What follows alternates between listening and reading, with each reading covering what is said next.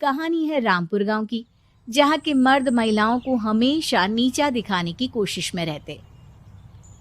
अरे अभी तक खाना नहीं आया क्या? मुझे एक और शादी करने की जरूरत है। नहीं जी नहीं, ऐसा मत करना, वरना मैं कहाँ जाऊंगी। खाना लेकर मैं अभी आई जी। गांव की पंचायत में भी फैसले हमेशा औरतों के खिलाफ ही रहते। मैं जो फैसला सुनाता हूँ वो भगवान की आज्ञा होती है। इस लड़के ने अपने मन से शादी करके अच्छा नहीं किया। लड़के को घर भेज दो और इसकी शादी इसकी जाति की किसी लड़के से करवा दो। लेकिन ये लड़की, इसे तो गांव के बाहर निकाल दो। नहीं नहीं जमींदार साहब, ये क्या बोल रहे हैं? ऐसा नहीं हो सकता। मेरी बेटी मासूम है, इसे अच्छे बुरे की समझ नहीं है। अरे कहाँ जाएगी ये बेचारी? कहाँ जाएगी? इतनी चिंता है तो पूरे परिवार का गांव निकाला कर देते हैं। बेचारे पूरे बसे बसाए परिवार को गांव छोड़ना पड़ता है। चाहे जो हो, अगर बेटियों को कंट्रोल नहीं कर सकते तो गांव में रहने का कोई मतलब नहीं है। यहाँ औरतों को दब कर रहना होगा। कोई भी अपने हिसाब से कुछ नहीं कर सकता, सब ईश्वर की मर्जी से ही होगा। तभी गांव का एक आदमी दौड़ा दौड़ा आता है। सरपंच साहब, जमींदार साहब, वो कालिया है ना, उसकी बेटी पढ़ने के लिए शहर जा रही है। अच्छा, ये कब हो गया? और कालिया की हिम्मत कैसे हो गई ऐसा करने की? लेकर आओ उसे और उसकी बेटी को। बस फिर क्या था, हाजिर हो जाते हैं कालिया और उसकी बेटी सरपंच के सामने। अरे कालिया, ये क्या सुनने में आ रहा है? बेटी को इंजीनियर बना रहा है तू? और ये बता, गांव में तो स्कूल नहीं है, फिर कहां से इतनी क्लास पास कर गई तेरी बेटी? राधा, जो कि कालिया की बेटी है, उसे लगता है कि सरपंच उसकी तारीफ कर रहे हैं। सरपंच जी, मैंने ऑनलाइन पढ़ाई की है, डिस्टेंस लर्निंग से। सभी में मैंने अच्छे नंबर पाए हैं, जिसे देखते हुए शहर की इंजीनियरिंग कॉलेज में मुझे स्कॉलरशिप मिली है। वाह जी वाह, क्या होती है ये? पहले तो ये बताओ, फिर आगे की बात करते हैं। पूरा गांव राधा की बात सुन रहा था और राधा बोलती जा रही थी। तो ऐसे मैं फ्री में एक अच्छी शिक्षा लेकर गांव में जो कुछ परेशानियां हैं, जैसे बिजली, पानी और इंटरनेट जैसी समस्याओं के लिए काम करूंगी। मैं गांव को शहर से जोड़ने के लिए पुल का निर्माण करवाने का प्रस्ताव रखूंगी। मुझे पूरी उम्मीद है कि जल्द ही हमारा गांव भी तरक्की की राह पर चल पड़ेगा। राधा की बात सुनकर सारे गांव वाले ताली बजाने लगते हैं। सरपंच को समझ नहीं आता कि वो क्या करे। चुप रह नादान लड़की, गांव के खिलाफ जाने के लिए तुझे गांव से बेदखल कर दिया जाएगा, वो भी पूरे परिवार के साथ। और हाँ, अगर ठीक से गांव में रहना चाहती है तो ये पढ़ाई लिखाई छोड़ दे। हम तेरे लिए गांव का कोई होनहार लड़का देखेंगे। तभी गांव का एक आदमी बोल पड़ता है। अरे नहीं नहीं सरपंच जी, राधा बिटिया जो बता रही है, अगर वैसा हो जाए तो हम लोगों को पैसा कमाने के लिए बाहर नहीं जाना पड़ेगा। हाँ जी, और ना ही कोसों दूर पानी के लिए भटकना पड़ेगा। हमारे बच्चे भी अच्छी पढ़ाई कर सकेंगे और आगे बढ़ेंगे, ना कि हमारी तरह खेती करते बैठेंगे। क्यों गांव वालों, राधा बिटिया का साथ देना चाहिए ना। सरपंच देखता है कि गांव राधा के साथ है तो वो चुप हो जाता है। वो घर आकर अपने सलाहकार से बात करता है, जो बहुत ही चालाक किस्म का इंसान होता है। अरे सरपंच साहब, आपको बहुत ही होशियारी से काम लेना पड़ेगा। एक बार गांव तरक्की कर गया, यहाँ के बालक पढ़ लिए तो कोई ना पूछेगा आपको।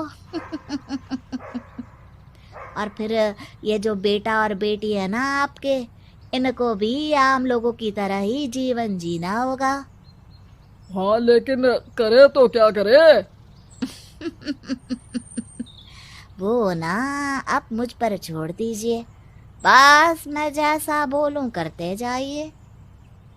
अगले रोज सुबह जब गांव वाले सोकर उठते हैं तो राधा के घर के बाहर और साथ ही वो लोग जिन्होंने राधा का सपोर्ट किया था, उनके घर के आगे लाल रंग से कल आऊंगी लिखा होता है।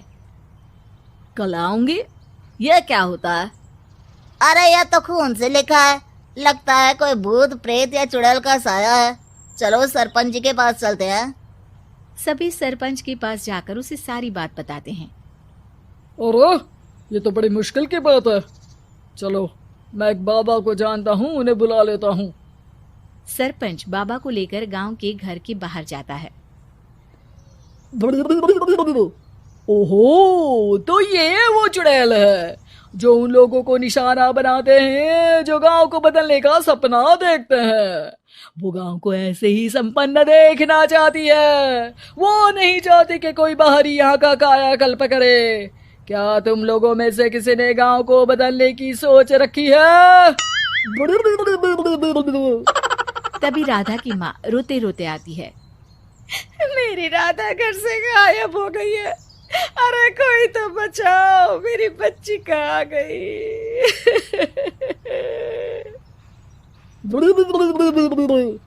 ले गई वो चुड़ैल, तेरी बच्ची को ले गई। अब वो उसे श्रापित करके छोड़ेगी, उस पर चुड़ैल का साया हो जाएगा।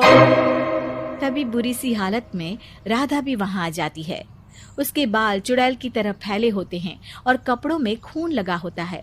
सभी राधा को देखकर डर जाते हैं। माँ, पता नहीं मुझे कौन उठा कर ले गया था। अरे दूर दूर हो जा चुड़ैल, अब हम लोग इस गांव में नहीं रुकेंगे। अरे कैसे बातें कर रहे हैं आप? कल तो आप मेरे भरोसे गांव का हुलिया बदलने, अपने बच्चों को पढ़ाने और तरक्की उन्नति की बात कर रहे थे, तो आज क्या हो गया आपको? ये फिर तुम लोगों को बहकाएगी। ये चुड़ैल गांव में आ चुकी है, ऐसे ही ये तुम्हारे घर के बच्चों को भी ले जाएगी। गांव वाले राधा को गांव से बाहर निकाल देते हैं। उसके माँ बाप रोते रहते हैं, लेकिन गांव वाले नहीं मानते। मैं भी अपनी बहन के साथ गांव के बाहर रहूंगा, लेकिन वो पढ़ाई नहीं छोड़ेगी।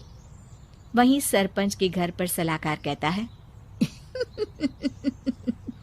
देखा, सांप भी मर गया और लाठी भी नहीं टूटी।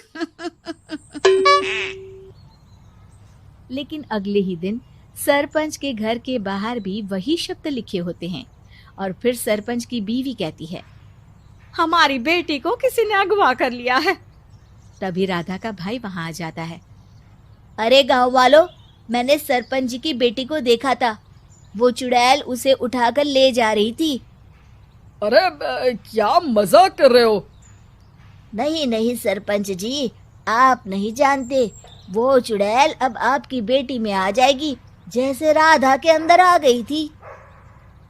तभी सरपंच की बेटी वैसी ही हालत में वहां आती है जैसे राधा आई थी। पापा, पता नहीं कैसे मैं गायब हो गई थी। चुड़ैल, इसके अंदर भी चुड़ैल का साया है, मारो इसे। अरे नहीं नहीं, इसे भी राधा के पास गांव के बाहर ही भेज दो। अरे चुप रहो, मेरी बेटी कहीं नहीं जाएगी और चुड़ैल बुड़ैल कुछ नहीं होता है। अरे कैसे बात कर रहे हो सरपंच जी? आप तो बोल रहे थे कि आपका फैसला भगवान का ज्ञान होता है, तो अपने पर बात आई तो अब आप ऐसे बोल रहे हैं। अरे ना ना ना, आपको अपनी बेटी को त्यागना ही होगा। अरे बुलाओ बाबा को। राधा का भाई बाबा को ले आता है, जिसे अब गांव वालों के डर के कारण सच बोलना पड़ता है। मैं कोई बाबा नहीं हूँ, मैं तो मोची था। ये सलाहकार महोदय ने मुझे कहा था एक्टिंग करने को। अब वो मुझे पैसे देने वाले हैं। अब मुझे माफ कर दो। गलती हो गई, मुझे माफ कर दो। तभी वहां राधा आ जाती है। देखा सरपंच जी, जब गांव के बच्चे साक्षर होंगे तो आप जैसे लोगों की चालाकी नहीं चलेगी।